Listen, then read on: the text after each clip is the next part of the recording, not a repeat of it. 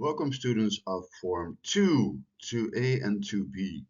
This is a video about, I believe, Chapter 5 and Paragraph 1, 5.1, I believe. And like always, we'll start with the learning outcomes. The learning outcomes is as following. Explain the positive and the negative impacts of ICT on everyday life. And in school, ICT is also called IT. As the positive and the negative impacts of ICT on everyday life. E privata todo dia. Well, impactul significa consequenția grandi. So, ICT, computers, phones, laptops, tablets has changed our lives like large to a large extent. Yeah. I've experienced the coming of the first Nokia when I was like 14, 15 years old. About that the same time I bought my first computer. My brothers that were older, they experienced the coming of the first computers and computer games, the Nintendo, before even the Super Nintendo and the DOS systems. So yeah, this has impacted our lives of human beings to a large extent. Yeah, we have phones in our pockets, like mini computers. We have laptops where we work on at school, and we can communicate with people that live like very far away. So this has impacted our life to a large extent, actually. Yes? So we will look at this. The impact of ICT on everyday life. Positive and negative impacts of information and communication and technology, also called ICT. In the past, so like speaking about 40 years ago and before, people in different locations within a town or country had to wait, often for a long time, while communications were written in physical form. So in the past, people had to write letters, and you could bring them to the post office, and it would take weeks, perhaps even months, to get to the person it was meant for. Yeah? For instance, a letter. People wrote letters. And communications between people in different countries could take even weeks or even months. Yeah, so it could take a long time actually. One moment to silence my dog, actually, people. Yes, how it works. Thank you. So the communication took a long time, went a lot slower. Now you can WhatsApp or you can Telegram or you can send a DM or you can send a message at TikTok and it is there. But it used to take actually a very long time to write a letter, put it to the post, bring it to the postal office, and then someone would receive it, and it would take weeks or even months. In other words, it would take a long time for the other person to receive the message. Yes, so people had to wait while communications were written in a physical form or passed in a physical form, and this would take a long time actually. Nowadays, individuals can enjoy communications with family and friends from almost anywhere in the world. Yeah, so you can use a program like Zoom or WhatsApp or other programs to communicate with people far away and even in groups. So emigrating and living in the Netherlands or Spain or America isn't the same as it was 50 years ago, because you can still communicate at the spot with each other. And that's a big change compared to like 100 years ago, 50 years ago, and most of humanity. And businesses, you can communicate everywhere with people in the world, and also businesses and companies can communicate between themselves, with customers and suppliers. So this has been a big change. Families that they celebrate Christmas together or a birthday, they can video call together, yeah, with a phone or a tablet, and it means that like the world has come together in a sense. The world has been becoming more tight in a sense, and people that live far away do not necessarily means that you can't contact each other anymore. Yes, this is also a part of globalization, globalizing the world, people connecting people more. This has been a consequence of more IT and the use of more ICT in the world. But there are also some disadvantages, desventajas. And some people are concerned that personal communication in the real world may suffer, yeah, sufri actually. So it may be something that decreases because people use online communication as a substitute, as a vervanger, as a substituto, yeah, for real human interaction. So nowadays, I'm one of that generation. I like to send an app message or a DM more than I like to call people. And nowadays, you see more and more that people they record a message for the other person, and the other person has to listen to it. So these digital ways of communicating, typing, or recording a message become a substitute, a replacement, substituto, a vervanger for the real thing. And a lot of people are worried about this actually. And communication between people involved in criminal activities is also made much easier, and this creates challenges for law enforcement. Yes. So we see, for instance, people pretending to be someone else. Yes, this TV show over there is called Catfish. You can find it on YouTube or online. And it was about people meeting other people online and pretending to be someone else. There's one famous episode where a man is convinced he is chatting on WhatsApp or a DM with Katy Perry. Katy Perry isn't that famous anymore, but she was a very famous singer. She made a comeback, but it didn't really work out, I think. But the point is, a lot of people online are pretending to be someone else. And this can also be like a scam, like you see here, this scam, yeah, where someone pretends to be someone else. Hi, I lost my phone. This is my new number. And the person continues to chat or to WhatsApp with another person and ask for money. So these things, the further digitalization and the further use of IT and phones and online communication can also lead to scams, yeah, like online scams like this. So this also creates a challenge. The new laws need to be made, and also police officers need to look at other things than they used to, because there are new ways of people, yeah, behaving criminally actually. They're behaving in a criminal manner, and there are also new forms of crimes that 50 years ago weren't there yet. If you don't know what catfishing is, just Google it and you find out. And I hope you've heard of online scams. Other worries of people, other disadvantages. Some people worry that students may come to rely or depend, yeah, it means the same thing, to rely or depend too heavily on material that is already available and may fail to apply their own pensamento non, mente, a brain, yeah, their own thoughts and evaluation to it. So a lot of people depend on an online material that is already there, while going to school and going to university is to learn to think for yourself. So a lot of people are worried that students nowadays don't combine it with their own ways of thinking, their own thoughts, non proprio pensamento non proprio mente, yeah, that is missing. A lot of people are worried about that. Yeah. In my days, when I went to school, I used Wikipedia. Yeah. But nowadays, more and more people, I also see it at the homework guidance and also at school here at Sky, a lot of people use ChatGPT, and that is a useful tool. But a lot of people worry that students stop using their own brain, stop using their own pensamento non, stop using their own thoughts. And there is a grain of truth in that people are not necessarily becoming smarter because of Wikipedia, ChatGPT, and watching YouTube videos or obtaining information digitally. People do not become smarter of it necessarily.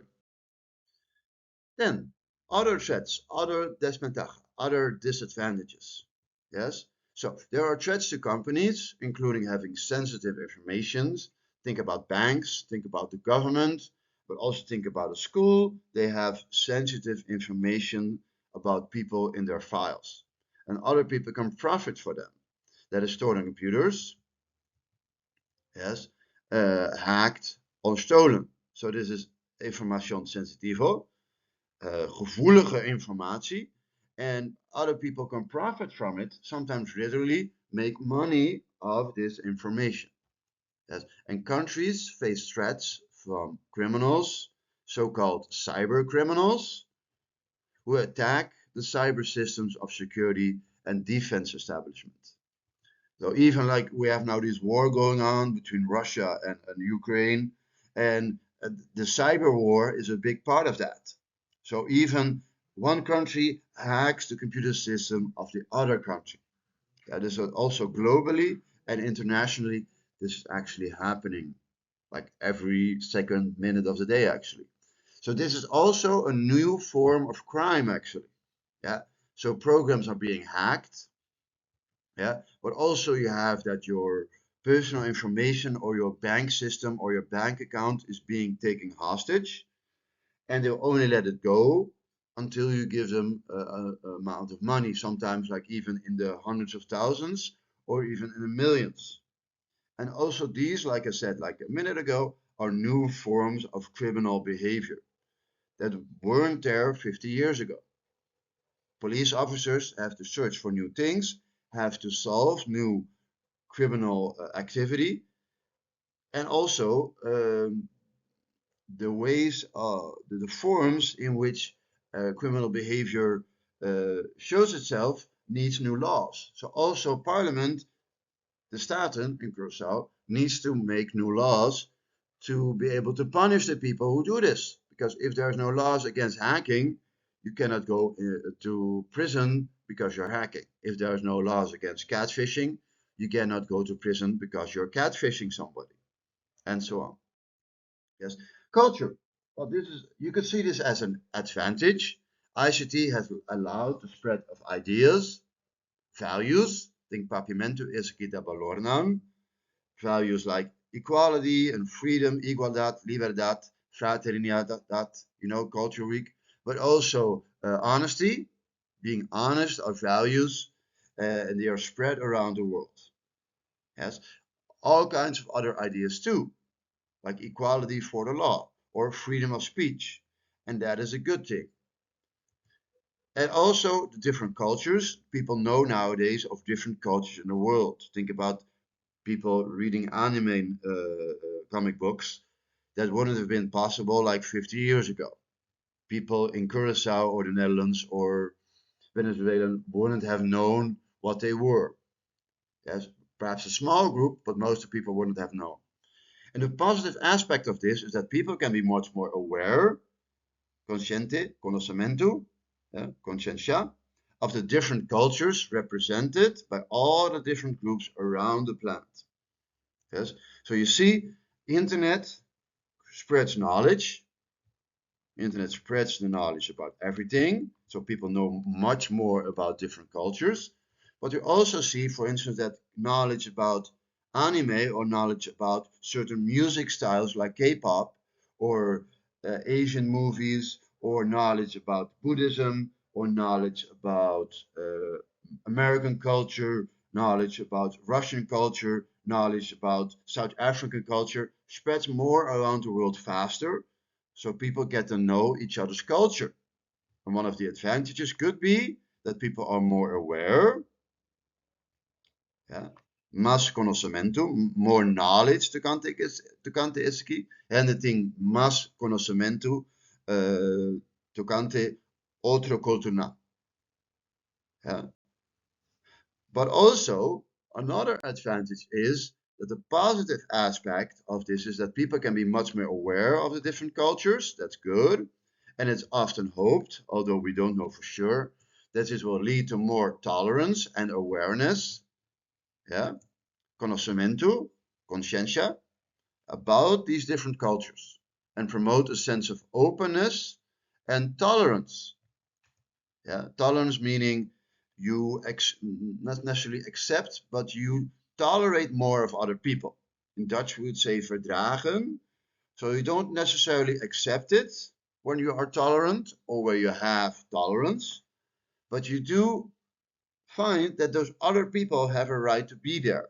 So perhaps you don't believe in Hinduism, perhaps you don't believe in Buddhism, Perhaps you do believe in God and other people don't, but you tolerate the fact, you find that other people have the right to be there. Accepting goes a step further. What tolerating means, those I believe this, but other people have the right to be there too. And also the feeling, el sentimiento, para un deeper shared humanity. El sentimiento para humanidad, junto con otra gente riba el mundo aquí.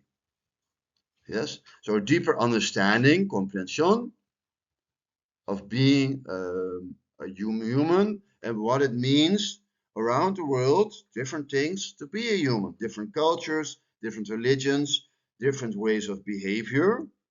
Yes, and often hope that people feel more connected together, but that's the question, and it creates more tolerance around the world.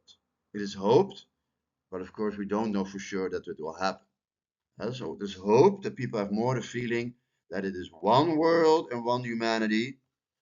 Yeah, more awareness of this, more tolerance between different peoples and people, different cultures and different religions, and people feeling more together, despite the fact that they have a different religion, different culture, and perhaps different ways of behavior.